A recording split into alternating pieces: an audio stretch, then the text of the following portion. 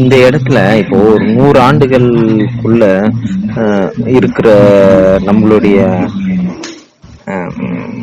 அறிவை வச்சு எதையும் எந்த அளவுக்கு இன்னும் எதுன்னு ஒரு முடிவுக்கே வர முடியாது சாமி. இப்ப ஆயில் நீடிப்பே சித்தர்கள் செஞ்ச அந்த ஆயில் நீடிப்பே இந்த இடம் தானே சாமி. எதுக்கு காயசக்தி பண்ணாங்கன்னு பெரிய கேள்வி. உடம்பை வந்து அழியக்கூடிய பொருள், அதுக்கு எதுக்கு காயசக்தி?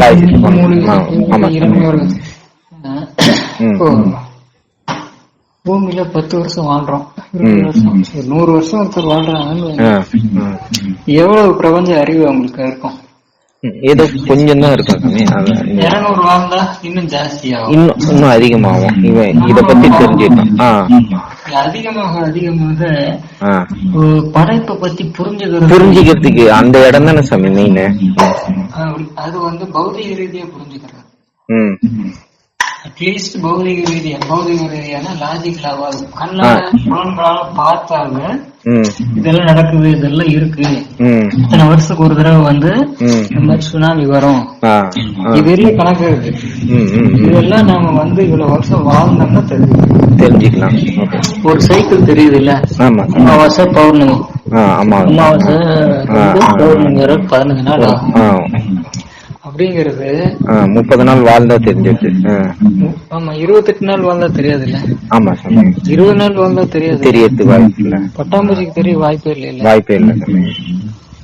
அப்போ வாழ்நாள் நீட்டிச்சு பௌதிக ரீதியா அந்த உலகத்தை பிரபஞ்சங்கிறத பூமியாவது புரிஞ்சுக்கிட்டா, இத வச்சு ஒரு கிரகத்தை புரிஞ்சுக்கிட்டா அடுத்த அண்டத்தை புரிஞ்சுக்கிட்டா பிண்டத்தை புரிஞ்சுக்கிட்டா அண்டத்தை. இந்த ஐடியா வச்சு கூட அதுக்கு யூஸ் ஆகும். என்னன்னு சும்மா ஒரு இது பண்றதுக்கே ரொம்ப நாட்கள் ஆயிடுச்சு. 3 வகையா நமக்கு உடம்பு இருக்கு. என்னென்ன 3 தேகம் இருக்கு. காரணம் ஸ்தூல தேகம் நம்ம விரும்பினாலும் விரும்பாட்டையும் நசிச்சிரும், அழிஞ்சு. Okay sir, okay sir.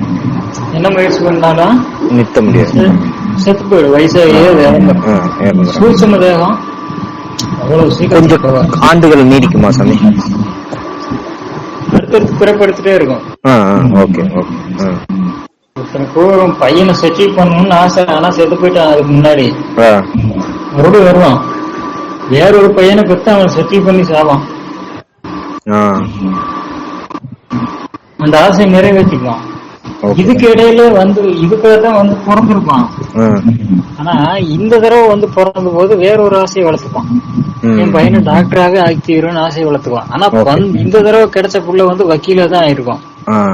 அப்ப அந்த மறுபடியும் டாக்டரா இருக்க இன்னொரு தடவை பிறப்பான். அங்க வந்து வேற ஏதாவது ஒரு வாசனையை வளர்த்துக்குவான். புதிய சாராயம் இது ஏதாவது ஒண்ணு வளர்த்துப்பான். அதுல இருந்து மீள்றதுக்கு இன்னும் வருஷங்கள் ஆக போகுது. இப்படி சூட்சும தேகம் வந்து தன்னுடைய ஆசைகளை தீர்த்துக்கும் புதுசா உற்பத்தி பண்ணிக்கும். மனசு வந்து அடங்கவே அடங்காது. ஏதாவது ஒண்ணு வச்சு மனசுக்கு சந்தோஷம் வேணும் எப்பவுமே. மனசு எப்பவும் சந்தோஷம் அடையாது. எப்பவுமே ஆத்மா மட்டும்தான் சந்தோஷம் அடையாது. சாப்பிட்டா கூட மனசு எந்த நாளும் சந்தோஷம் அடையாது.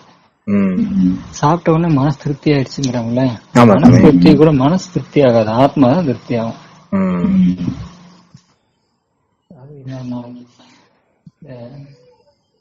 இப்படி சூட்சும தேகம் வந்து அவ்வளவு சீக்கிரம் அழியாது. இந்த ட்ரில்லியன் வருஷம் பூமியே வாழ்ந்துருச்சு இல்ல. பூமியை படைச்ச போது உயிர்களையும் படைச்சாச்சு. ஜென்மமா நாம பிறந்து வந்துட்டு இருக்கோம். ஃபுல்லா இருந்ததுல இருந்து இப்ப மனுஷனா இருக்கிற வரைக்கும் எத்தனை தடவை இந்த சூட்சும தேகம் திரும்ப வந்துருச்சு. ஸ்தூல தேகம் வந்து ஸ்தூல தேகம் சூட்சும தேகத்துக்குள்ள போய் ஒடுங்கிடும். செத்து போச்சுன்னா 5 பஞ்சபூதங்களும் 5 கலந்துரும். சூட்சும தேகம் போய் அது தெரிஞ்சிட்டு இருக்கும். காரணத்துக்குள்ள ஒடுங்கிடும், ஆத்மாவை ஒடுங்கிடும். ஆனா ஆத்மாவை நிம்மதியாக கூடாது, அது கூட ஒட்டிட்டு இருக்கும். அது ஆசை தீர்ற வரைக்கும் மறுபடியும் பிறப்பெடுத்துட்டே இருக்கும். இப்படி இந்த சூட்சும தேகம் தன்னுடைய ஆசையை தீர்த்துக்கிறதுக்கு ஏதாவது அமைதி அடைகிறதுக்கு எத்தனை கோடி பிறப்பு இருக்கும்? ஒரே ஒரு ஆத்மாவுக்கு தெரியாது. இந்த பிரம்மதேவர் மாதிரி எத்தனை கோடி வருஷம் அது வாழ்ந்துருக்குன்னு தெரியாது. ஏன் பிரம்மதேவருக்கு எத்தனை வயசு? அத்தனை வயசு இருக்கும். அது ஒவ்வொரு ஆத்மாவும், ஒவ்வொருத்தரோட ஆத்மாவும் அத்தனை வயசு இருக்கும். அழியாது அவ்வளவு சீக்கிரம், பிறந்துகிட்டே இருக்கும். ஒவ்வொரு தடவையும் உடம்புதான் அழிஞ்சிரும்.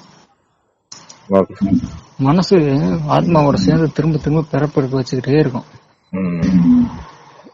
இந்த சூட்சும தேகம் வந்து ஒளியறது காரணத்துல போய் ஒளியும்.